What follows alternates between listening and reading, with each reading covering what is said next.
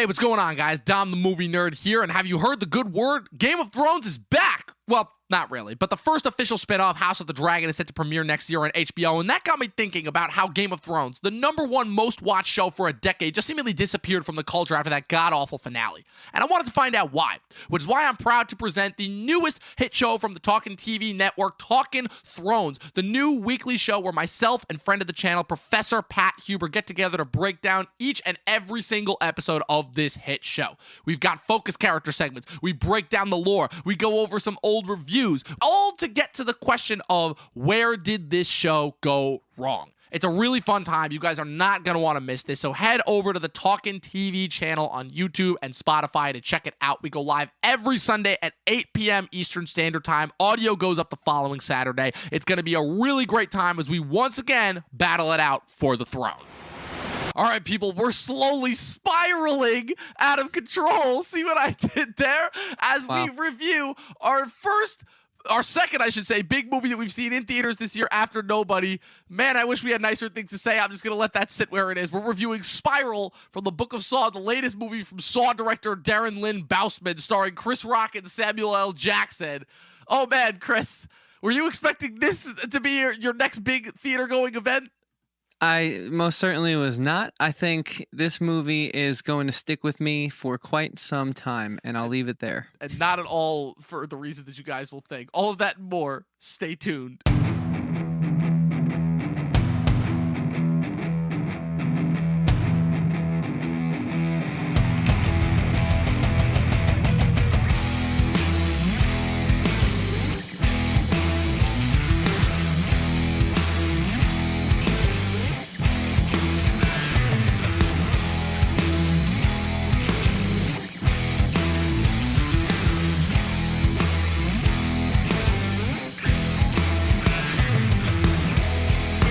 What's up, people? We're back. It's another episode of the Talkin TV podcast. Chris, of course, my loyal co-host, is here. Professor Pat is here. Guys, I think that this just started to like a moment because we haven't had a movie like this in almost 2 years now. I feel like the last time we had like an event like this was 2019's Black Christmas, which you guys famously had to drag me to in order to get me to actually watch that movie. I mean, before we get into anything related to like what this movie is supposedly related to, like, first off, how are you guys doing? Second of all, like, how are you feeling psychologically and emotionally after seeing this movie?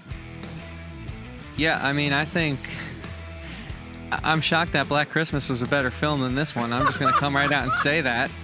I mean, that is a bold statement. But yeah, this is sort of, I guess, I don't know, it's like maybe a mini tradition for our little friend group here where we, when there's a terrible horror movie in town, we call up Pat. We say, "Hey, Pat, we got a double whammy for you. Let's go not only see it together, but then podcast about it." Yes, absolutely. I mean, again, we sort of had this last year with Fantasy Island, but that was just me and Chris. Pat, we were unfortunately not graced with your presence that time. But like, how you feeling, buddy? I mean, I feel like this movie took a lot out of all of us, but you most of all. I'm just gonna say, Black Christmas definitely seems like a classic work of literature. Oh my God. Like top 10 book list material compared to this film. Like, and it's funny because apparently Saw is based on a book. Yeah, I don't want to put like the craft behind this film down. I'll say right up front that I think no, it was a good looking film. It was decently edited. I thought a lot of the montage sequences, mostly of those deaths that we come to expect from a Saw movie. This is the first one I've ever seen, so I guess the ones you expect from these movies, I thought they were pretty well put together. So the craft of the movie is one thing, and I'm definitely not going to be talking about that for most of this episode. I will say it's good, but the story is that's where my bad point's going to be.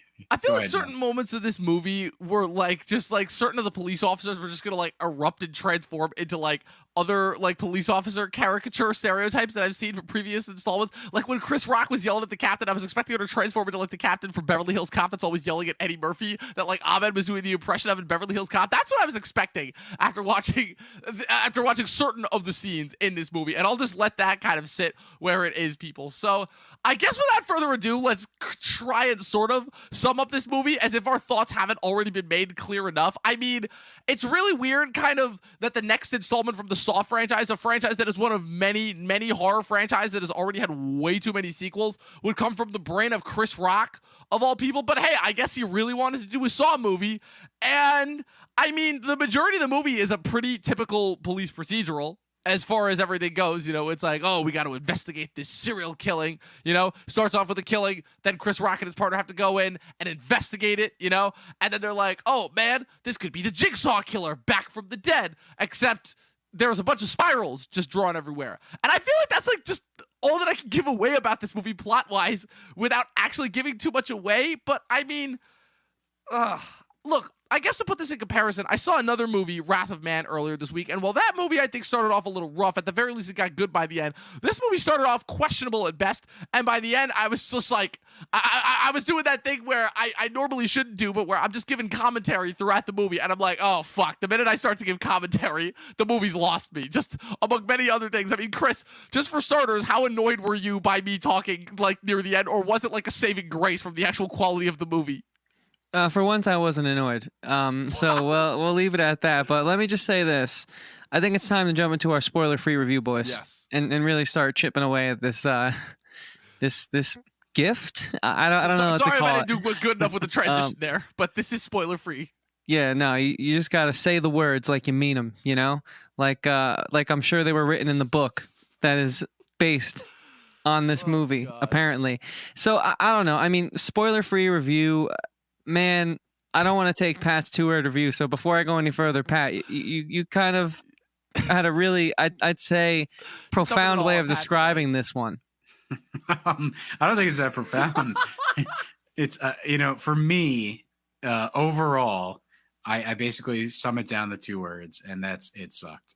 Like, I don't know, like, I kind of wanted to like it. You know, I definitely got into some of the, you know, Dom's gonna hate me for this, but I thought the acting was perfect for this type of movie.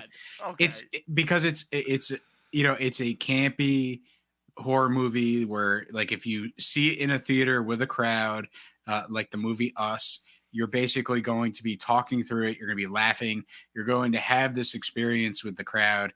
You know, maybe we didn't really see it with that big of a crowd.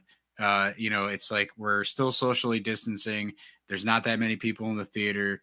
You know, really only those that have been vaccinated and really willing to go out there and, you know, basically attempt theaters again are there. And so you're not getting that energy from, you know, people because they're just quite frankly not there. So this might have been something that was a little more palatable with other people in the audience. Yeah. Yeah, I think, you know, it's certainly great to have theaters back, and I forgot how much I missed it. And I think this movie would have been even worse had I watched it at home on HBO Max or something. That's for sure. I just, you know, I'm just trying to figure out like what they were trying to say with this one, because I mean, while Saw, I've only seen the first one, the original one. I enjoy it a lot. I've seen it twice now, and it's a really good watch both times. I mean, it is kind of like a game-changing horror film. And obviously a lot of horror franchises, they're easy to make, and, you know, it's like the whole shock value of it, so you can keep them coming. And they deteriorate over time. But the one thing I've heard about Saw is like there's somewhat of a bar of quality above some of the rest of the franchises that kind of, you know, go on and on and on and on forever, like maybe your Screams of the world. And so it's just strange because I was really excited about the trailers. Like, they sold this movie really well, I thought. It looked compelling. They showed like the 4 good scenes where Chris Rock actually was an actor, and they got you to want to go and see this movie if you saw the trailers, if you watched the advertisement. But clearly that's just another portrayal of how strong marketing can be, because I feel completely let down. I think the trailer editors saw Rock's performance in this movie and were like, "Oh man, how much footage do we actually have here? Oh, we got this much. All right, use it. If we're gonna get people butts in seats, we're gonna make this look like, yes, Chris Rock is literally about to go head to head with the Jigsaw." Look, the one thing I can say about the rest of the Saw franchise is that as kind of weird and kind of as grotesque as the movies get as time goes on, at the very least, it never stops being this interesting commentary on the pharmaceutical industry. Which again, like, I have to give it commending for that, because at at the very least, it is still trying to say something. And this movie certainly takes the messaging from the previous Saw movies, but it completely misses the tact, if you can even call it that. I guess in order to kind of qualify this movie for like some of its positives, I think that it does a good job as far as capturing kind of like the police procedural / mystery element that kind of made the first one as engaging as it is, right? That's kind of the majesty of the first one, is addition to its low budget. It's not a horror movie primarily. It's kind of this mystery thriller kind of following in the league of like some of the other like late 90s movies. And I think it captured that really well. This movie, it feels like is trying to do that, but like with a more schlocky, obvious way, and like the problem is I can't necessarily say that it is beneficial towards the material, because the kills and just kind of the overall quality and genre of the movie, it's quick cutting and like doing fast edits in the middle of these kills, and it's kind of like trying to be like, oh, it's this like kind of fun, goofy like mystery thriller on 1 minute, but then the next minute it's like, oh no, like feel bad for these cops. It's like kind of another one of those movies that kind of doesn't know where to pick its lane tonally, if that makes any sense. And I also think that, again, just before we even break down some of the problems even further, just how kind of unintentionally hilarious that makes it, and not in the best way at all. Well, Tom, let me jump off on your comment there. Like, for the most part, I feel like I didn't see any of the other Saw movies, so you'll have to let me know if the other Saw. I've only seen the first two, so yeah. So you'll have just from knowledge of what I've heard from other people. Yeah, just let me know if those movies are slightly different from what I'm about to describe. Okay, because I got you. For the most part, in a horror movie, you would have a character wander into said warehouse or whatever, and then the killer would kind of scare them and capture them and do the torment to them. But the way they do it in this particular film is sort of like Ocean's 11 style, like our Sherlock Holmes, where like Chris Rock basically, gets a little gift, and it's, a body part, and then or he puppet, basically, depending on the box. Yeah, well, whatever the case is, but he sort of, imagines what happened, and then we get to see sort of the torture and the whole, do you want to play a game? And it's it's one of those things where you're getting a flashback of this thing off camera that already happened, and it sort of is diffused. Like you just know you're going to see some gory stuff, because that's what these movies are about. And it takes away sort of the scary, like, are they going to get out of this? Well, the answer is no, because we already saw the gift wrapped body parts. So, it's stylistically, it is using that sort of police procedural, and it's doing this Ocean's 11, like, flashback, flash forward, all that type of weird stuff. Yeah, a lot of weird editing in this movie. Deflates the scariness of this film. Yeah, and I wanna go off there at the risk of sounding like a psychopath. Hear me out first, guys. Oh boy. I think because of the way that they shot this, and because of the way that the majority of like, I don't know what to call them, spirals, kills were sort of diffused prior to, they diffused them before we saw them. I thought that there was no tension there to begin with, but they could have at least given the fans what they want, what we got in at least the first movie. I can speak to that, which was seeing it play out. I mean, we had I think there was 4 or 5 major kills that we just kind of cut before we saw the conclusion, and then it was resolved off screen. Yeah. Was it because it was too grotesque? Was it because, there's like, but reasons, I guess, maybe, but I mean, it didn't, because Saw was the first one was so disturbing the first time I watched it, just because of the realism of thinking there could be someone this malicious out there who would do this to other people. And we had some of that in this movie. Like, there's a great sequence at the end involving glass, and that's all I'll say because we're in the spoiler-free section, and we got close to the level of the first one. But then there's one where there's a body of water and electricity, and instead of seeing that play out, we cut to the conclusion, and it's already a very short movie. So I just, that to me, it's like, if you're already going to have a diffused situation like that one, why are you not at least going to give the horror fans what they want? I'm left wanting a lot from this, but especially in that sort of gory shock value department, there's a lot that I think they fell short on. It's like they had like a person on set for like the days where they were shooting the trap scenes, and they were like, okay, we can only get like this much footage up to it. We can almost like, get it up to like this amount before it becomes too gratuitous, But then, and also I just wanted to point out too that like the director definitely knew what he was doing when he put Samuel L. Jackson in a movie, and then he makes Glass the subject of like one of the last couple of kills, like right before we get to right before like in the same movie, Sam Jackson. Like, come on, I'm not crazy there. Like they definitely knew what they were doing as far as that goes. Yeah, they were calling back to one of Samuel L. Jackson's greatest performances. I was going to ask you guys this later, but what's a better movie, this or Glass? Glass, no question.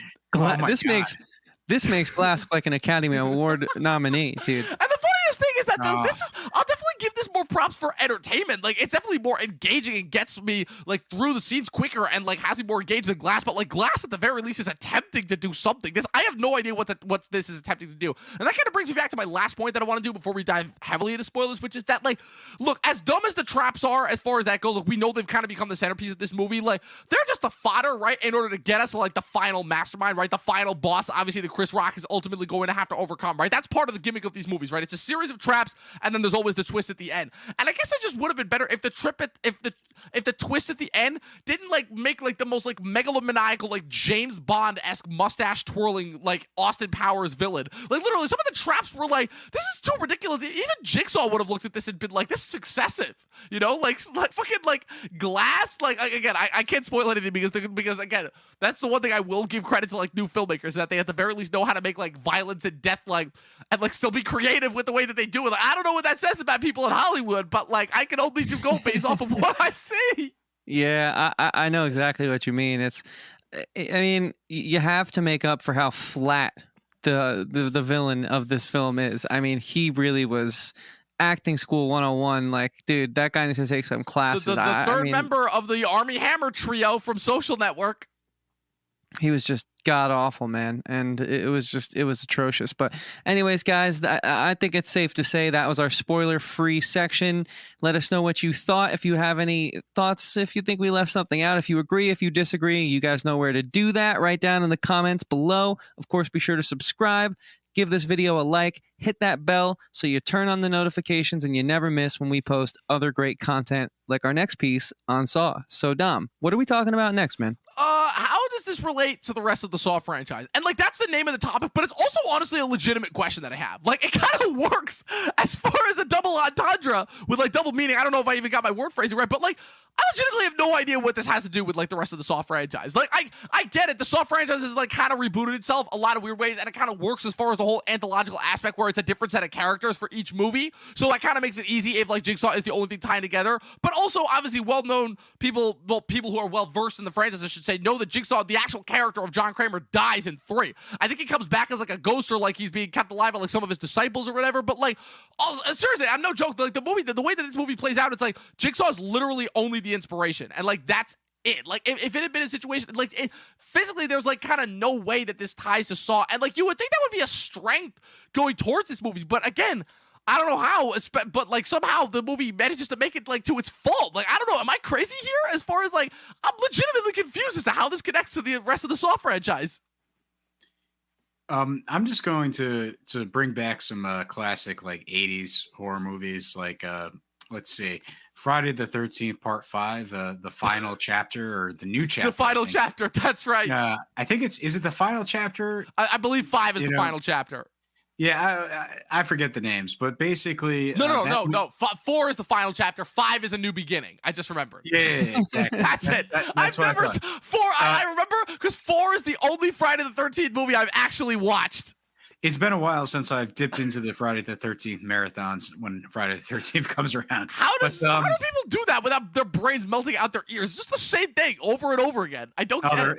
They're fantastically bad. But the main thing is...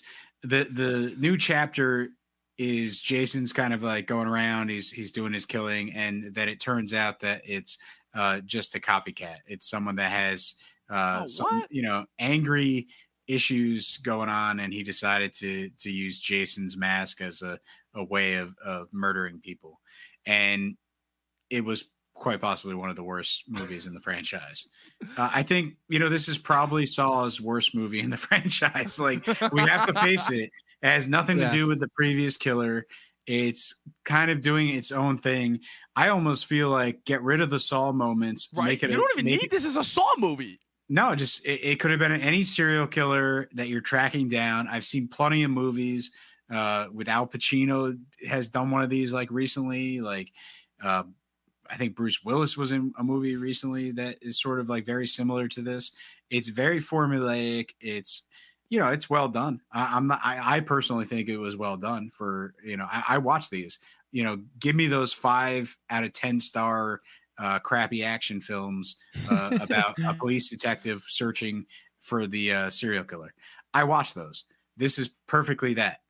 Where it goes wrong is everything that has to do with Saw, because first of all, I just don't want to watch sadistic killing scenes. It's just not interested in it. And like we said earlier, basically you're deflating the horror. It's like, I'm not scared because I already know this person dies. So what am I watching? I'm just watching skin be peeled off. I'm watching, fingers be pulled off. I'm watching, glass go into people. It's like, why would I want to watch this? It just doesn't make any sense to me. Yeah, it kind of felt like an excuse to sort of go back to the days of the early internet, And I'm really glad I was young when that was going on, because that was, thank God this was just Hollywood, because I did have some of those moments that made me think, okay, thank God this is just a movie, but then it stops, or then the writing comes in, or the acting comes in, and something comes in to just dilute or diffuse the situation. And so there were those moments where I was in my seat and I was like, oh God, they're like about to peel this guy's fingers off. Cut. Okay, now Chris Rock's in his dad's apartment. Where's his dad? It's like, no, okay, Chris, that's not how you do this. Chris, I just don't get the direction.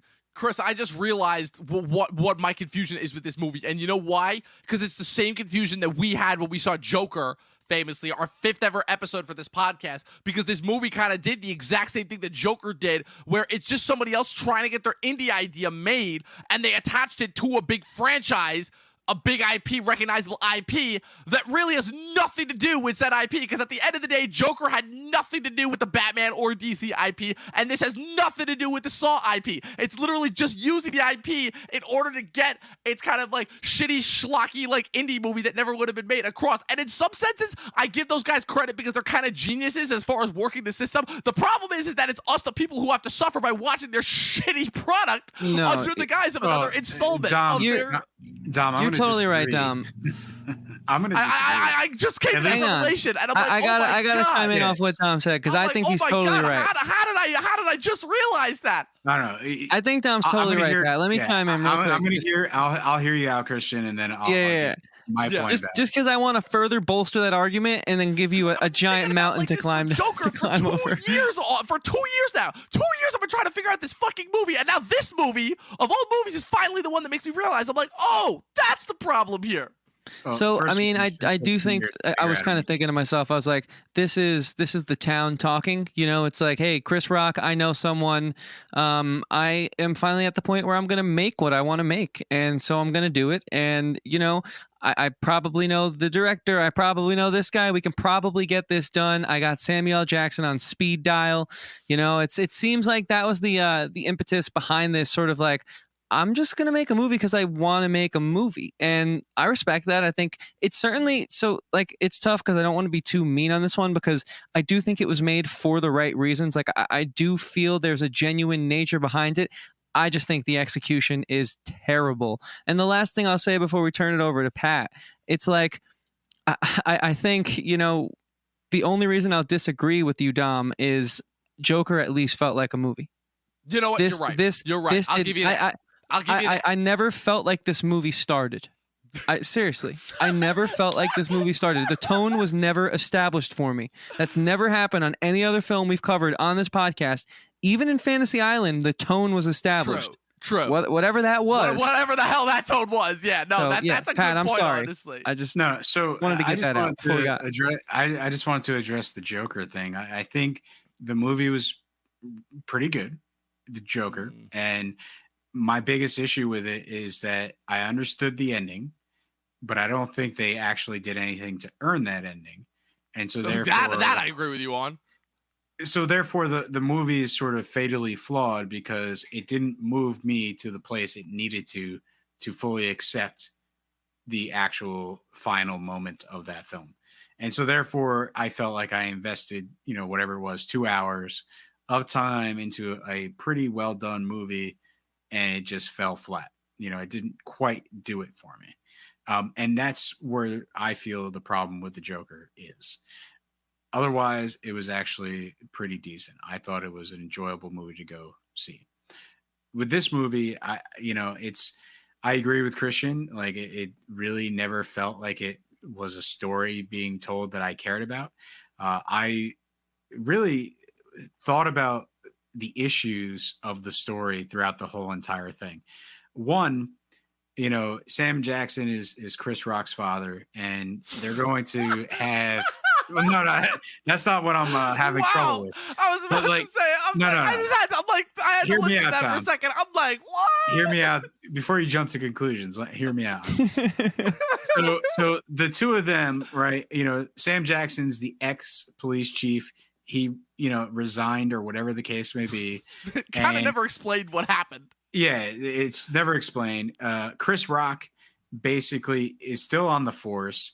He's landing this spiral case, and he's going to try to figure it out. Sam Jackson, breaks into his apartment, and they have some of the best dialogue ever between the two of them.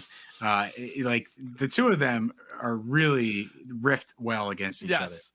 I watched a whole movie just with those two.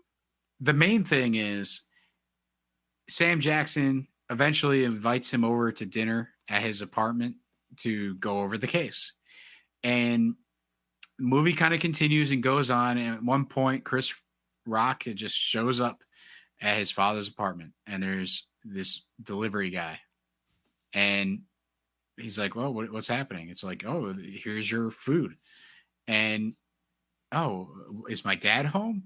He goes into the apartment with the food. He drops it off. And, I guess Sam Jackson's nowhere around. Well, explain to me in this whole context of this film, and this is the spoiler, because basically we learn at the end, Sam Jackson got a text message from Chris Rock's phone. And, meet me at this soap factory. And so Sam Jackson went. Why? He left and tried to meet his son at the soap factory. But explain to me who just placed an order on Grubhub, gets a message, meet me at the soap factory, and doesn't cancel the order, doesn't wait for the order, doesn't what? This is why I love Pat on, because Pat is the only person that would actually take fault with minor grievances like this. But in this instance, I'm so with it because you're 100% right. Who goes to that much effort? And also, Who goes to that much effort? But Dom, what restaurant takes 2 hours to deliver food? I gotta know. How does Chris Rock get from the police station home? It doesn't make any sense to me. That's Pat, iceberg. What if he timed the delivery? He was like, "Hey, I'm ordering it at 6 because I'm going to be busy getting ready because my son's coming over and I'm on a tight schedule." I mean, I don't know. I get it, Pat. Okay, so I'm sorry. So the movie really lost my attention, and that's the stuff I'm thinking about. That's safe to say. Another thing that bothered me with the movie is all the murders. And I'm just going to go with the first one. Really, all of them? Yeah, all of them. So the first one we saw, the guy, and it's in the weird flashback format. So the guy wakes up in a bath water, right? And it's running. Oh, wait, we're not including the first one? Oh, wait, that's right, because you guys missed the one that opened the movie. Yeah, we were a couple minutes. Long story short, theater starts exactly at the time the movie's long story short. I'm not worried about it, Tom. Let me just finish this. Don't want to hear about how a guy got his tongue ripped out? No, you could tell me in a second, because I need to get this out, because it's just I'm gonna forget otherwise. It's weighing on you. So the guy has these metal things on all his fingers, and he's in this bath, and it's let's play a game. and he has a choice. Allegedly, he just killed an innocent person in a basic routine stop. And he has a choice. He can survive if he basically bites down on this piece of metal, causing all his fingers to be ripped off. But he has to do it before the bathtub fills up, because if the bathtub fills up, he'll be electrocuted. And all I'm thinking is, you're giving me a choice between completely maiming myself and ripping off all my fingers, which I'll probably, if I'm in that situation, you're probably going to bleed out anyway. And if you don't, then you're going to have to survive the rest of your life with no hands. You're on a police medical, disability. So you're going to not really have any money to get healthcare or, assistance. I know it's like fight or, flight or whatever, but like in that situation, I might just lay back in the water and let the electricity take me. Well, it's also the fact that it's like, and I feel like most of these murders, it's like, just like, why would I want to live completely maimed in such a way? Yeah, like, it's you might as well plot kill me. Manipulation. It's more plot manipulation is what it is, where it's like you have these people, right? And it's not in the sense of you got to do this and maim yourself or die, but like kind of we already have this understanding of the audience because we've seen like how many of these movies were existed before this movie? 8 movies, right? This is like the 9th movie in this franchise overall. And it's like we have this expectation that we know that in some instance, like every one of these guys who goes into these traps is going to die. So like that kind of robs us of like the anticipation, and like it kind of robs this movie of any tension. It's the constant dependence on the traps and the fact that the mystery itself is not even that compelling, because at least as far as I'm going, I figured it out like the minute that like one of the guys disappeared, or like the minute that we saw like Chris Rock's like old partner shoot the one guy, and I put 2 and 2 together. I'm like, oh yeah, it's the I guess spoiler or whatever, but like I don't care. This movie sucks. It's his partner. I'm like, oh, it's him. Cool. Okay. And I figured that out like 15, 20 minutes into this hour-and-a-half long movie. Meanwhile, I still have another hour to sit through of this bullshit, and it's just the traps. And I'm like, what? Dom, I figured it out too. Christian, did you think it was let's be honest, like they kind of threw it. Like around what time period did we figure out who the real mastermind here was? So for me, it was like hour 20. Pat, you'd say around the same time, like 15, 20 minute mark? There was one scene, and it was really this is a weird thing. I think something got cut, because it went from a few things got cut. Chris Rock is talking with his partner, and he like drops him off for the day, and then it cuts to like the next day, and his partner's now dead. And at least, so we think. And there's a piece of skin that has the tattoo that the partner had, and I think that was the absolute moment, which it was like, oh, okay, so this is someone else's skin with the same tattoo. Yep. Like that was the confirmation that it was the partner, because I was already thinking it was the partner. Like when the partner at some point early on is like, hey, Chris Rock, can I get your cell phone? Yeah. I'm like, just because in all these movies, he's probably the killer. They all have the same formula where it's always like the guy who you least expect, right? It's always that guy. And like, again, at one point when they did that, sure, that was a cool twist and reveal. But now that they've done that for like 80 movies in a row have done that now. It's like, yeah, we all know it, like make it somebody obvious as far as that goes. I think make it Jigsaw. I wouldn't care if it was a zombified Jigsaw. That would have been cooler. So Dom, like a lot of movie making is following the formula that works, but adding a twist to it, adding something unique that people haven't seen before. And, it's like we're going along for the ride that we're familiar with because it's comfortable, but we get to see these other cool scenes or sequences that, it's a new way of doing something. And, for example, I think the coolest thing I've seen recently is in the TV show, The Nevers. One of the episodes, they have this cool battle on top of a river. It's an awesome fight sequence. If you haven't seen it, check it out. I think it's episode 3. But afterwards, they had like a 5-minute featurette about how they filmed it. And I could have sat there for 2 hours just watching a featurette of how they did this sequence, because it's something that, we've seen fight sequences before. But this is something that was interesting and unique, and something that I actually wanted to dive deep into the behind the scenes. I'm not sure what's in the Spiral movie that makes me want to understand more about how it was made. Like, I think I would like to know how Chris Rock amped himself up for I some just of want to his see how Chris scenes. Rock was on set. That's all I want to see. Like I Yeah. think Chris Rock dedicated a lot of energy into this role, and it was sort of like, it's to admit it's the only way I can describe it is it's overacting. But it's So we'll save overacting that. to a We'll fault. table that for a later segment. I just kind of want to get Yeah. my thoughts in here before we move to the next segment. Okay, yeah, go ahead, Chris. I love the conversation you guys just had. I didn't care enough to play that game of let me try and I was so checked out. See, I was sitting there you thinking gotta about be a little bit just so you could like get a little bit engaged, you know? No, I couldn't. I really wanted them to. I was very excited about this one. I watched a bunch of people's trailer reactions. Like horror might be one of my favorite like genres in the film realm, and I was really looking forward to getting a horror film in theaters for the first time in a long time. Especially because the last new horror film I saw was Saint Maud, which was not as much of a train wreck. I actually think on my ride here, I figured out that Spiral right now is the worst movie I've seen this year, which is so sad. Yeah, me to too. give Saint Maud any points. But I just didn't want to play their game. I really didn't. I felt cheated. Even though we went to a theater that was pretty reasonable, which I'm really happy we found in our area, I just still feel cheated. Like I would have much rather have just hung out with you guys and got a burger and just talked about literally anything else. A better movie. I feel so burned by this one, man. It's like, so I didn't even want to play that game. I didn't care. The performances were so lackluster. The only moments that really gave me some hope were Samuel L. Jackson and Chris Rock's chemistry. You only get that twice, and that's it. I mean, it's the cutting room floor, man, must be littered with a good movie. It has to be. At least I hope it is.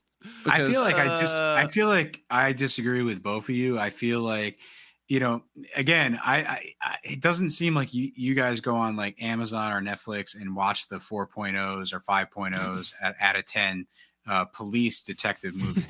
Not at all. God, I hate me. procedurals and I hate cop dramas. Why would you torture yourself like that? I love these movies, and the acting in this movie is actually a step above some of the things I've seen.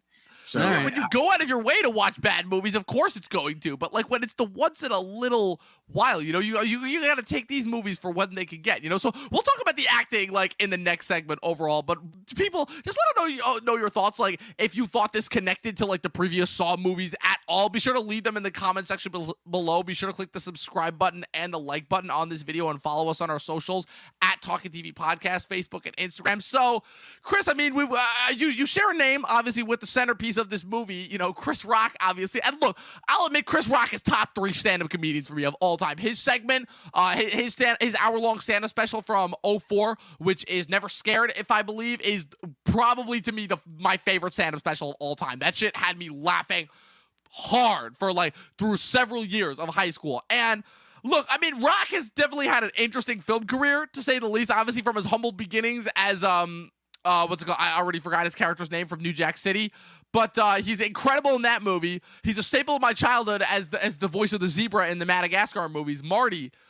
And I didn't watch his semi-autobiographical movie that came out a couple years ago, Top 5. But man, if this is his kind of, if between this and Fargo season 4 as his breakthrough into the serious acting game, man, is he missing. He is missing a couple beats as far as that goes in order to kind of sell himself as a serious actor. I don't know what he's doing in this movie. I really don't. He's trying to do some riffs for his comedy album. One minute he's doing bug-eyed and all serious. The next, then when he's trying to he's one of those actors too that when he's trying to be sell how serious he is in a moment, he just yells a lot and it doesn't work at all. He takes overacting to a whole new level in this movie, and it really sucks because Pat, I believe you when you say that this movie comes from a place of passion, and I truly believe that Chris Rock really did want to make this just based on what the subject matter as far as what the messaging of this movie is.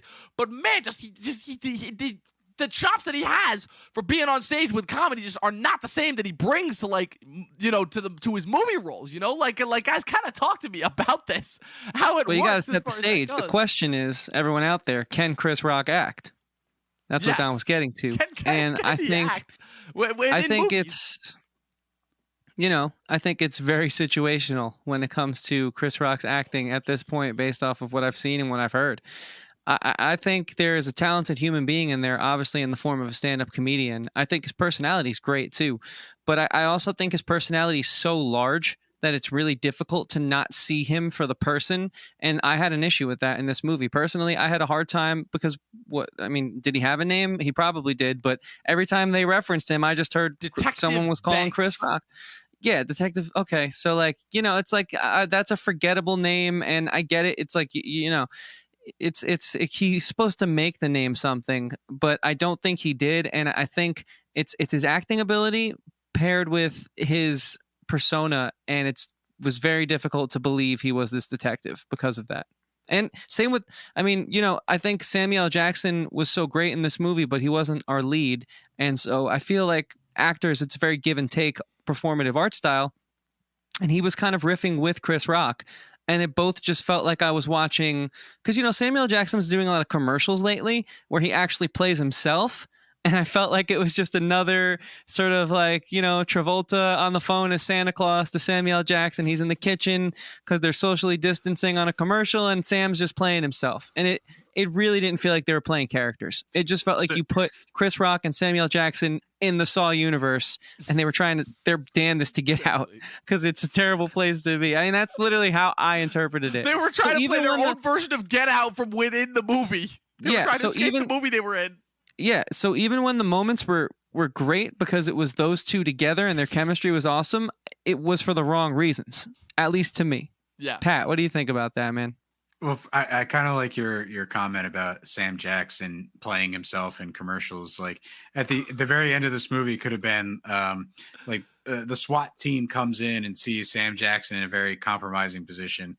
He could have just said, "What's in your wallet?" and then cut to credits. That would have been a better ending for this movie. But anyway, it's all jokes aside on this one. I disagree with you. I think the acting is fine for this type of movie. I think over the top is what you need to go for in this circumstance. And I think Sam Jackson went over the top. I think Chris Rock went over the top. I think everybody went over the top. And I think they were consistent in that deciding that this was how intense they were going to portray these characters. Now, what I think is really at the core of the problem is not necessarily an acting problem, because this is a campy movie, and overacting is there's a lot of leeway for that. I think the issue is the story is so incoherent that it goes like to flashbacks, and then it goes to this character, and then it goes to that character, and then all of a sudden, instead of a flashback, it's like there's a murder happening in the moment. So stylistically, in terms of how the story unfolds, it's so scatterbrained that, I think a consistent performance is not something that we see. We sort of just see these nuggets of overacting here and there. But the intensity they all bring to the role, I think, is valid. I think it fits this sort of campy tone of a movie. I love the scene. That's where I highly disagree, because I think this movie was campy only because it failed at literally every serious aspect it was trying to achieve. And I understand it's from the book of Saw. We're not directly calling this a Saw movie. A Saw movie. It's Spiral. So it's a spin-off. But the problem is, we didn't establish a new tone. And so the easy tone to sort of fall into with the horror film when the overacting's there and it's terrible is the campy nature that has lent itself so kindly over the years to this genre. However, I don't think this is one that's going to be looked back on at all positively, because I think the only reason it falls into that category is just because of how miserably it failed. And I think if I was like ever to teach someone a lesson on film, this would be like the movie to pull up. If I was an acting professor and be like, watch this movie, write an essay on what not to do. If you were given this role, like, how would you make it better? And the easy answer would be to just literally not take the part. Like, this is oh man. Or not overact. Like, look, the one thing I'll say as far as overacting is, like, look, I'm a fan of overacting in movies. Like, someone like Al Pacino just specifically has given two of my favorite overacting performances of all time in both Heat and The Devil's Advocate. Like, Chris, I highly recommend you watch those both as far as, like, fantastic overacting. But, like, I did love two particular scenes in this movie. One,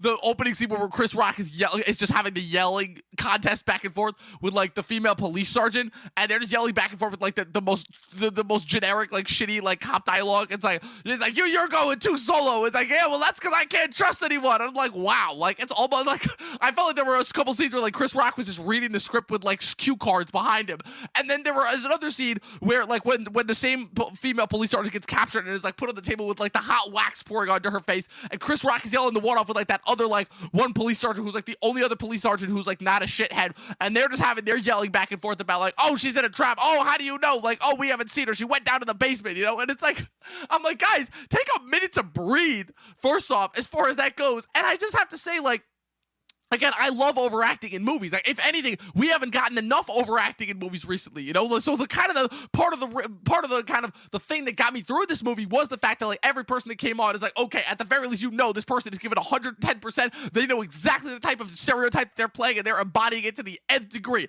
So like, I guess as far as where I'm at, I'm kind of like at this weird like standstill in between you guys, where it's like, it's not enough to save the movie, but it's also weirdly enough one of the things that got me through it, if that makes any sense. Yeah, I guess still, if you have something that got you through it, that makes sense. Okay, yeah, not giving credit at all, but I'm just gonna say I'm totally shocked that you were able to care that much about the performances and not about the story problems, because okay, hey, listen. No, that's the thing. I focus on the areas where I actually cared about, because the story problems, I recognize. I'm like, okay, this is exactly where this is going. And then I'm like, oh, this is the type of movie this is. And my brain checked out immediately. Like, the way that my brain works is, if I'm watching a shitty movie, I'm automatically going to gravitate towards the things that appeal to me, because those are the things that I'm going to remember, because those are the things that I'm going to be like, you know, entertained. Like when I'm having conversation with my friends afterwards, I'm like, okay, I'm obviously going to want to tell them the most entertaining parts. So at the very least, if they do get stuck watching this movie, they'll hopefully be able to like gravitate towards the parts that are like semi good and semi entertaining, as opposed to the parts that just don't work at all. Well, I'm still trying to think, you know, another story moment, and I'm going to bring it up with you guys, and hopefully you can help me digest this. So they're chasing around this serial killer that is going after the other cops in the forest and whatnot, and basically they get a call. Oh, an officer stabbed. And they go to a grocery store, and an officer, like a guy with a pig mask, ran up and just stabbed me and ran away. The entire city is now focused on this one stabbing. Every single cop is on this one stabbing. And that's when the Captain Angie basically gets kidnapped and set up with this whole wax thing. And it's you know, it's one of those things where Chris Rock just he puts it together. Oh my God. It's like they're going after Angie, and he just starts screaming, Angie, Angie. And like every shot he's in, Angie, Angie. And I love the scene where he was like trying to run into the precinct, and he did that like weird little skip thing. I'm like, wow, he's so bad he can't even run properly. Yeah. But no one said that name so much since Mick Jagger. But I'm just still trying to understand this plot point of like the whole city's on alert for this one stabbing because it might be the spiral killer. But like the whole sequence made no sense. It's like he's going off on a tangent. No one's listening to him. And it's like, you have the lead detective go into the station and he's like, where's our captain? And people are arguing with him. It's like, just tell her or tell him, you know, it's like, oh, she went to the basement. And then it's like, oh man, she got isolated. Oh, we got played. Like no one in this world puts two and two together. And that's part of the reason why these types of movies work, is you need the characters to be dumber than the audience. It's kind of part of like the appeal of horror movies, but also like why it's kind of part of the problem that I've always had with horror movies per se, where it's like, okay, well, to me, the minute that the audience is smarter than the movie, that's when the movie loses you, right? And the fact that you've had an entire genre that rests almost entirely on the fact that the audience is almost always one step ahead, that creates a whole litany of problems in and of itself with the genre. Then you get this movie where it's like, oh, we're gonna try and double that to the effect where now we're almost gonna do like this parody-esque approach where we're gonna have this faux, like really, really bad faux message about like kind of like, you know, like police brutality and like kind of, oh, the, you know, the right ways in order to like approach that as far as like the motivations of the mastermind. And then this guy is so confident that the cop, as to like the moves that the cops are gonna make, that he literally just reveals himself to Chris Rock at the end. Like there isn't even like a grand reveal, like kind of like him trying to like be Chris Rock's friend, which is usually the go-to approach, like in the last scenario before he reveals himself as the mastermind. No, he's just sitting there at a table, like, oh hey, I'm the bad guy, and you know, and then leads him to like where he has Sam Jackson like strung up. I'm like, what is so this? Weak? You know. The only thing also, I'll disagree with you there, I don't think it was a faux message as much as I think it was so mishandled, so poorly executed that it just comes off in like it just doesn't do it a service, you know, because there is obviously a chance to really, you know, drive home a very sort of very politically poignant narrative here, and there's an elegant way to do it, but I just think it really fell short. It just like, I don't know where the ball was dropped in this movie. I feel like everyone kind of shoulders the blame equally. It's just, it's so sad because I was really looking forward to this one, guys. And, you know, there's like so many moments in this film that I think, honestly, like, what am I watching here? Like when they're sitting around, even the pre-recorded videos of Spiral sort of talking to them and dropping them those like USB chips. It felt like he was even overacting there. Like he jumped the gun every time. He was like getting the words out so fast. Do you want to play a game? And there's the one moment. It's almost like he had the tapes on fast forward when he was playing them. Yeah, it's like annoying. It's like the one moment before the third act where like he conveniently pauses so they can figure out what's happening around them. It was like watching The Flash when they're like about to fight a villain and like Barry walks into the room and he goes, "Cisco, did you work up the machine?" And then, you know, the girl who turns all icy goes, "Well, we had an issue with that machine." And Cisco goes, "Because the, you know, flex capacitor didn't work, right?" And then the dude who just quit the show comes in and he's like, "I'm not from this dimension, but even I knew that wasn't going to happen." And it's like so lame. I hate those moments. And it was so lame, dude. Like, so I don't think anything had a chance to thrive in this movie. I think the overacting was a huge part of why that was killed. But actors are only responsible for so much. Like, they have to work with what they're given. Aside from one great line, which if Pat wants to dive in and talk about how much of an impact that made on him, you know, he can. Aside from a few great one-liners from Chris Rock. Before Pat jumps in, I just wanted to point out one thing too, also about the villain. Just as far as like, first of all, the fact that this is movie's only an hour and a half long and about like 20 minutes of it are flashbacks, and like should just tell you something as far as how much material they actually had for this movie. But also, I love the scene. If I can just point out one scene that kind of gave me like a chuckle, and I'm not sure whether it was in a good or bad way, but the scene where when they're doing the playback of like showing all the different ways that like Max Minghella like manipulated everyone, the scene where like Chris Rock is having the phone conversation with him and he, like you hear the baby in the background noise, but then it's like they show it like he was playing it from his laptop. I'm like, okay, I don't know what kind of like sound projection was like going on from here, but like I definitely heard that baby noise coming off from the side. You know, there's no way that like the laptop microphone can't project in like all different sorts of directions. You know, like, I actually can explain that though. Really? Okay. I mean, you're the sound guy, so you can just. So okay, I got to hear your explanation for this then. So I'm pretty sure that there was a Bose speaker in Samuel L. Jackson's apartment, and so I think they probably decked everyone out in this movie with home surround sound Bose speakers. So he's playing it off of his laptop, but it's Bluetooth connecting. It's one of the only threads you can connect in this movie. You know that big board where Chris Rock's trying to staple things and nothing was talking about? It's like the only thread you can connect. That's perfect. That's perfect. Well, problem solved. All right, at least we can answer a few of the things about this movie.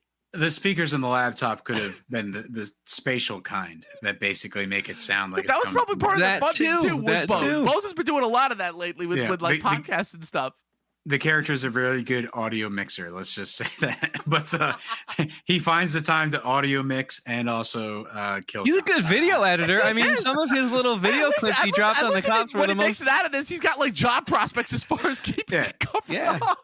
I just, you know, how how does he support himself? You know, like he's too busy. Well, I mean, he's a cop first and foremost. I mean, I don't know what kind of cop salaries they are, but like they made it seem like Sam Jackson was still like paying Chris Rock's rent, even though like Chris Rock should be able to like afford. I don't know. Again, like what Chris was saying before, the editing floor, the cutting floor, as far as that goes, is probably like filled like up to here with like excess footage that they had to cut. I don't know. The main thing is there's a lot of things I want to address, but the bad guy, again, it comes down to the final moment where Chris Rock has one bullet and a gun, and it's like, oh, that killed me when I saw that. That killed me. You can kill me, the bad guy, or you could shoot that target up there and save Sam Jackson. Save your dad.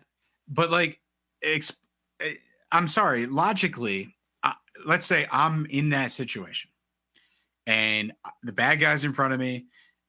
My father's up on this sort of elaborate system, and there's about 8 pails below him, and all his blood has been drained out of the system. There's probably like 10 minutes left for him to live. Yes, I do care about my family members, but this evil guy versus I'm not going to be able to get this man that's hanging to the hospital and save his life. No, but wait, you're missing the best part. The best part, which is that take out the bad guy. As he's explaining this to him, and as Sam Jackson is saying one of the only 2 lines that I really wanted to hear him say, which I just wanted to say, as far as my Sam Jackson like badass line quota, I got them. I got the one line where I know they cut off the motherfucker, where the "you want to play games, motherfucker." I got that, and then I got the "shoot this motherfucker," which again he was kind of like bleeding out, so it was kind of like muffled as far as that goes, but he got that line out at the very least. So I'm like, all right, I got my Sam Jackson line quota. But then the funniest part is as he's explaining what Chris Rock has to do in order to save his dad, he's literally setting up the next trap that's already going to happen when like the police inevitably cut through the door and he gets strung up again, in a way prolonging his life just so that he can get shot like by these police officers coming in at the. I'm like, just the ludicrousness of just the overall setup of this. I'm like, what? Like, Chris, it's so funny because we literally just watched a movie last night where I had to explain how it broke my brain. But, like, that ending right there, I'm just like, aside from the just blatant mishandling of it, I'm like, where is the logic here? When he literally, there's characters not being able to figure out, like, the obvious way in order to get out of these scenarios. And then there's this, you know? Yeah, and if you want to talk about further lapses of logic before we, I guess, move to our final topic here, while that scene was taking place where Sam Jackson's sitting up there, his blood's being drained, his son is taking a year and a day to make this choice. First of all, his father probably lost You gotta wait for the villain to get done with this evil villain monologue first. Yeah, I guess he's very polite as a cop. And then so he like fights him in like this elevator, and then he gets out of the elevator and they wave at the villain as the SWAT team busts in, and he just like floats down, and everyone like is seeing in full SWAT gear watching this guy fall down in like the slowest old school elevator of all time, and he's just like, see you guys, part 2. And it's like, what the hell? Like that was a terrible location if that's what you wanted. His smooth escape. Nothing was smooth about that. You're watching the guy go down. At the very least, and again, I'm not trying to make up for this movie's faults at all, but at the very least, I kind of understood that, where, again, he was trying to use the context, obviously, built up behind the purported corruption in this department in order to frame Sam Jackson and Chris Rock as, like, both one halves of, like, the spiral duo, kind of clearing him of suspicion. So at the very least, that made sense. But then once the elevator doors come down and Chris Rock is, like, screaming at him when they're trying to do the obvious homage to the first one, I'm just like, what? Like, you're just gonna let this guy go? Like, all of your attention is focused here. Like, just the latency here. I'm like, what is happening? You know? Well, this goes back to the sort of the message of the film, right? Because, you know, Sam Jackson is stringed like a puppet, and basically the bad guy has set the final trap of Sam Jackson. Now his arms are being raised, and suddenly a gun pops up. And the SWAT team comes in, and it's the idea that police officers see a black man with a gun, and so they just open fire, and they're going to ask questions later. And that's sort of the final moment of the film that we're left on.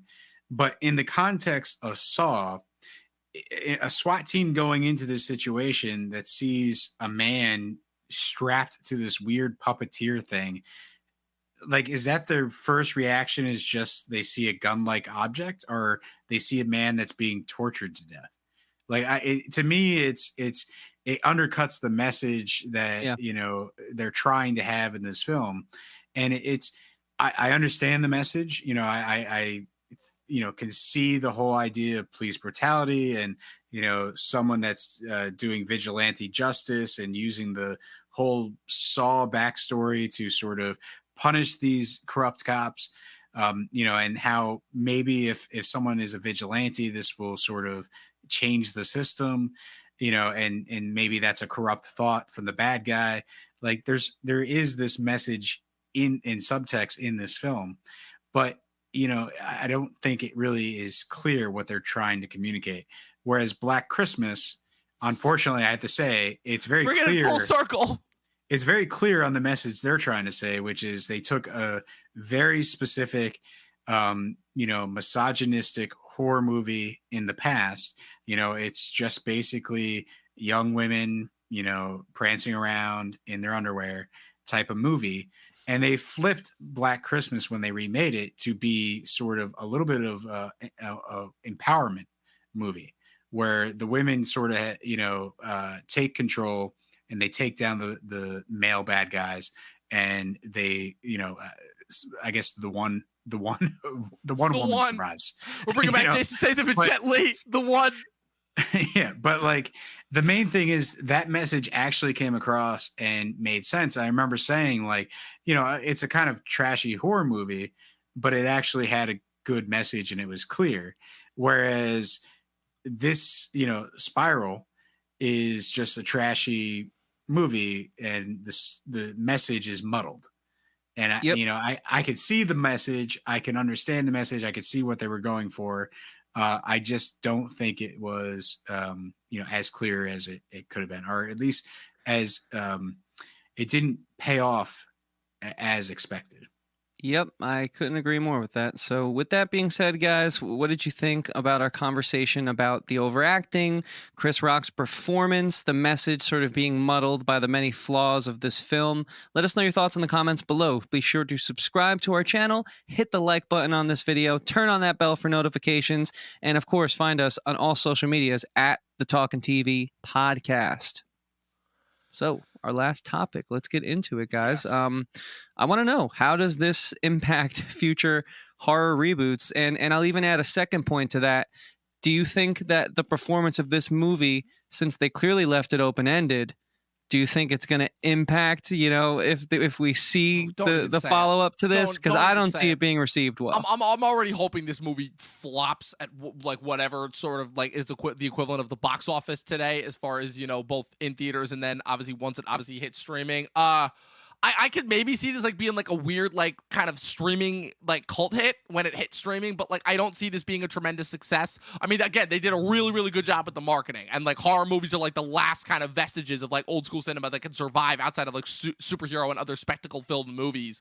But just no. Just the thought of seeing more of the movie from this franchise. When like again, the Saw franchise was not exactly like the most highest sought after franchise, but like they'd always had its like cultish fans like that, and it had people come out. And I'm like, I just don't see this like kind of having that kind of like raw appeal with this many Saw fans. I think it's, if anything, it's going to be more so a matter of just people are finally happy to go out and see a movie in theaters again. But as far as like the kind of the overall quality of this impacting like whether or not it's going to get sequels, just please God, I hope this is. I never ever root for a movie to fail, but this is the one instance where I'm like, yeah, if they were ever to like kind of just let this one kind of die a quick death, then I'd be more than happy for it. If anything, it kind of makes me more scared because like this is not going to be the last one of these like kind of weird like kind of pseudo follow-up reboots to like previous horror franchises that we've gotten. Kind of the franchise resets. We're obviously getting the next Halloween movie later this year. We're getting the new Candyman later this year. So, I mean, definitely for me, if this is kind of the startup of that, it does not bode well for the rest of these movies. That's all I can say.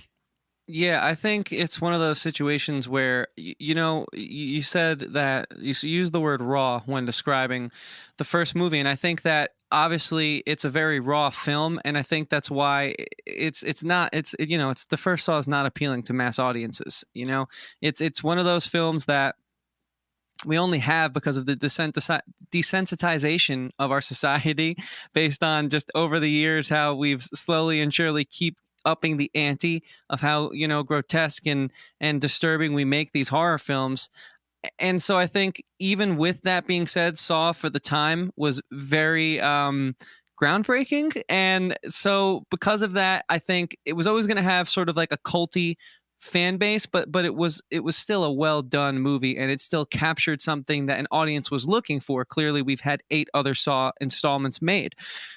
I think that this one, its only lifeblood here is clinging to the name of a franchise, which, while I think its rawness is its strongest point and also its greatest weakness, because it being so raw and so real and gritty. And Pat, this is why I would love to get your thoughts on the first Saw movie, should you ever watch it, because I think while the word raw bodes really strongly and negatively for it, at least it allows people to gravitate towards it. At least it gives an audience a chance to find this movie because it was executed so well. Whereas this one, again, like I said, it really feels like someone was not like a fan film, but playing dress up and just like trying out if they want to, like, make a horror film and what would it be like, and if we had to like sort of just do this on the fly, like let's pretend. And it didn't feel real is what I'm trying to say. It didn't feel like a Saw film. It didn't feel really like anything of value. And so that's why I think, boding well for the future of the Saw franchise. I hope that this movie is kind of adopted as a distant cousin, if anything, because they didn't, thank God, use the actual Saw title in this. And for Saw fans' sake, right? And I think in regards to like future reboots, I'm not worried. I think each individual franchise deserves its own sort of like fresh-minded approach, because I'm not going to go into the new Candyman reboot thinking like, oh, well, the new Saw reboot was terrible, unless a lot of the same names were attached. Now, that's a different conversation. I don't know that offhand, but I think, horror fans are, they're going to get their reboots, man. I mean, they kind of get every 4th movie in a reboot anyways, and then Rob Zombie comes along, right? If you're talking about this movie I have sitting right here, and we reboot it in a different way. It's like horror fans are no stranger to the reboot, I think. Yeah. It's just they don't necessarily always call it a reboot, and they pretend there was a book the killer originally had, and so they go off that, But Pat, what's your take on everything Dom and I are saying that's here? Fantastic. I just wanted to say that was hilarious. Christian, the fact that you bring up Rob Zombie is the reason why I think they'll Chris Rock sequel in the Saw universe will happen, because they did something different with the series, and hey, let's give them another shot. Obviously the numbers have to pan out for them to do that, but I think, they'll be good enough, and basically they'll get another shot. And I think they'll hopefully, take it in a slightly different direction, and, maybe bring back some of the elements they had that were successful here, and then try some new stuff that will hopefully make the next one better. Now, for the most part, I don't watch these types of movies. Like I think back, like Hostel was one of the first ones that sort of did this like sadistic sort of murdering, torture type stuff. And I just got turned off to the whole like direction that horror movies were taking, where it's just, hey, we're just going to try to gross you out with sick, props and disgusting scenes. It's just not for me. When you said Spiral, I literally thought this was going to be a live action movie about a purple dragon. And when I found out Sam Jackson and Chris Rock were in that, I was like, oh my God, this is going to be the best video game movie ever. And then I found out it was a Saw movie. But like, that's Spyro, which, by the way, they remade 2 years ago, and I heard it was pretty good. But so, again, I didn't watch any of the other Saw movies because it's not my genre to watch sadistic, basically torture, style movies. I just don't think there's any real value to them. So, I'm not the target audience in this regard. And, going into this movie, it just really, it never did anything for me because there was no story. And so in terms of a reboot, like there's nothing I can say about it. I'll have to watch the first one if I ever care to, and I doubt I will, but Oh, don't let this one taint that. Yeah, definitely don't let it taint But this one. The first one is still legitimately great.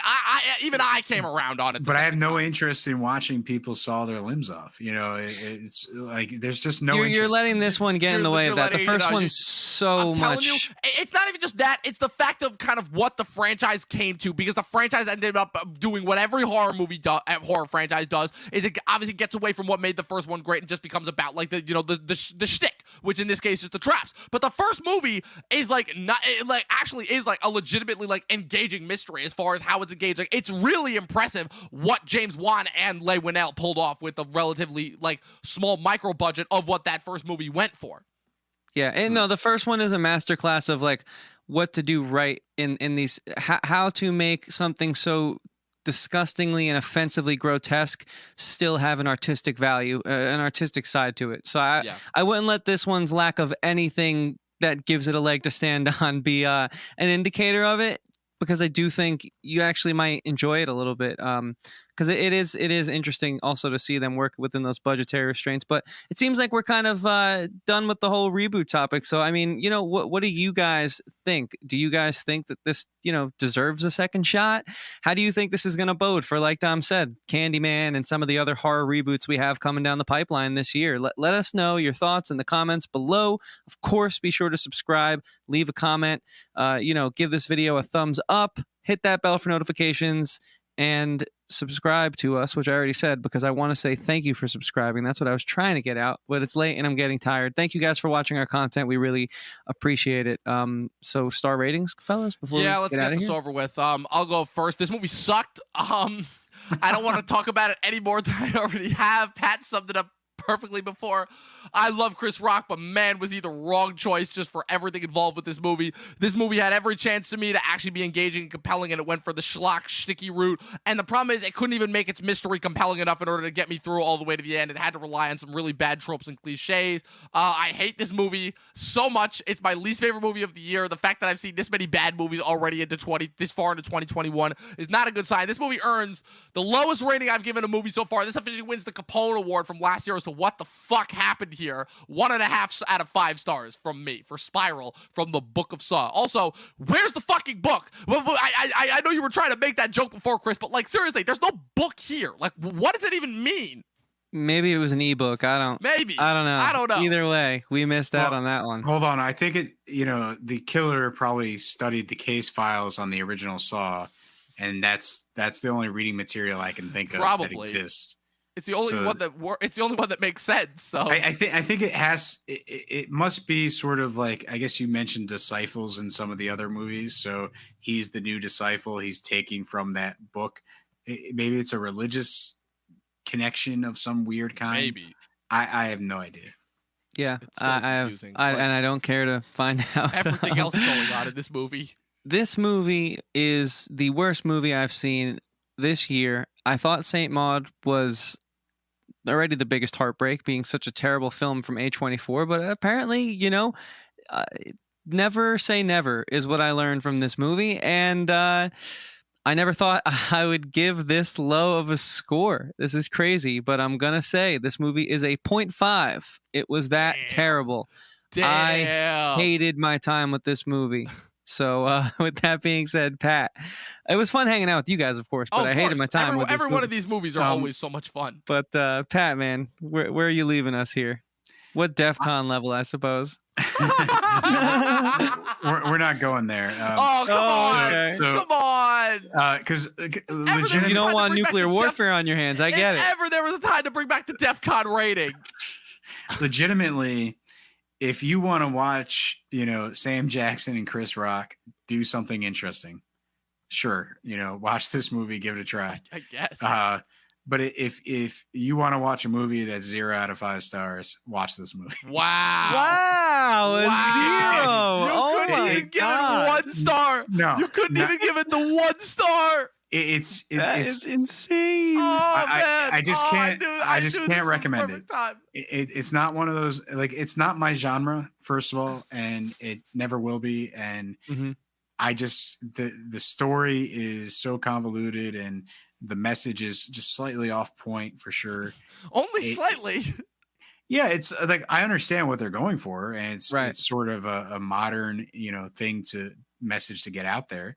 But it's just like what are you actually saying? I don't know. And So that's the um biggest part of my frustration, I think, is the way that they step on their own toes in a Yeah. situation where they could have made such a, I thought, great statement, but whatever. That's Whatever. how we think about it. That's how we feel about this movie. And Yep. that's I don't know. So watch it, to think about it, but I just don't expect But just anything given the above amount of 0 thought you stars. can actually get out of this movie, I don't think that we can even say that with a straight face overall. Because yeah. Well, there's literally nothing anyways, you can this get was still out a of it. fun time. So Oh, yeah. I'm glad we I had did a this blast. podcast. I had a blast. This is the most fun that I've had recording a podcast like in a while mean- because we haven't had one of these chances to like actually go out, see a bad movie in theaters, and roast Yeah. it for a little bit. I'm probably Yeah, gonna yeah. read. It was a nice return to form. I will say I'll probably look out for some reviews and read it and try to get some differing opinions because, like, it's one of those things where you go in, I wasn't really that entertained, but maybe someone can make a valid point and I can see their argument, and I'll spend some time tracking that down, but I'm not gonna make a career out of it, so to speak.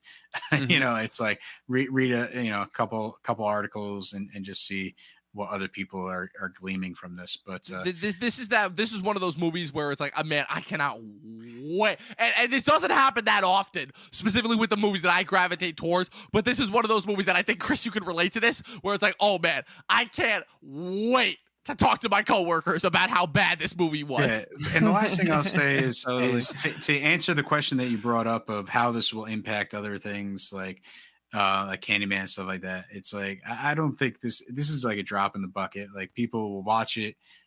Some people will like it. Some people, This was a drop in the bucket, all right. like me, will forget about it, and then Yeah. we'll move on to the next thing. So I'm curious. I hope people put stuff in the comments so that we can listen to what other people think for sure. Yeah, this this case, was dropping the read. bucket on the modern digital editing bay and completely ruining the majority of the hard drives and just being left with like what we got. I mean, honestly, that's the only thing I saw from this. But Oh man, that's funny. That's funny. So people, that was it. Those were our thoughts on Spiral from the Book of Saw. As you can clearly see, skip this movie like it's the motherfucking plague. Just based on everything that we've said about it. Let us know your thoughts either way in the comments below what you thought of this episode. Be sure to also watch all the rest of the clips that we've put up on YouTube. Be sure to follow Professor Pat and everything that he's doing. Pat, where can the good people find you online? Yeah, I'm still just threatening to post something on Instagram. So at Patrick W. Huber, and yeah, hey, I'll post something at some point, and hopefully you're holding your followers hostage there, man. Yeah, right? Yeah, hey, We keep trying to do. it's a strategy, right? If I get enough subscribers, I'll post something for sure. Fair enough, dude. I hope you do, man, for all of our sake. Chris, Yeah, where I'm can the doing people the find opposite you? strategy most people do. So Chris, where can the good people find you? Yeah, you guys can find me not watching this movie ever again at Christian Evanko on all the social medias. Evanko spelled Evanko. I make music that is much better than this movie, and you can find that through the link in my bio. I have a second podcast that's so much better than this movie, and you can find that through the link in my bio as well. In all seriousness, guys, check it out, see it. What else is really in theaters? But yeah, anyways, Tom, where can they? Can I reiterate one last point? Is like they did put some hard work into this. Like it definitely. Oh wait, Pat, you never got to talk about the line. No, don't worry about it. Okay. But the film, the craft behind the film is probably spectacular. So listen, it's not the best movie. It didn't have the best impact, but people worked hard on it, and I'll say I appreciate it. Yeah. I mean, Anyway, I do. No, I do too. I just wanted I something say that fun. the only reason why I don't necessarily is I'm like, look, this is what these people get paid to do, So I'm not gonna give credit where it's like, oh, at least they got paid to work on it. Great, they got paid to work on a piece of shit. So not to denigrate their efforts at all, but like if I say that about everything, it's like. But Dom, where can they continue talking to you about this? On your social media? They can reach out directly to me through Facebook and Instagram at Movie Nerd Reviews, where I just made a sarcastic post about how I still don't believe that James Cameron is going to release 4 Avatar sequels in the next 8 years or so. But they can follow my Facebook and Instagram for all of that information. They can follow us right here on the Talkin TV channel on Facebook and Instagram at Talkin TV Podcast in order to keep up with everything that we have going on. And people, from all of us spiraling slowly out of control, as we should surely have 12 seasons in a short film, and watch more fucking movies. We'll see you guys next time.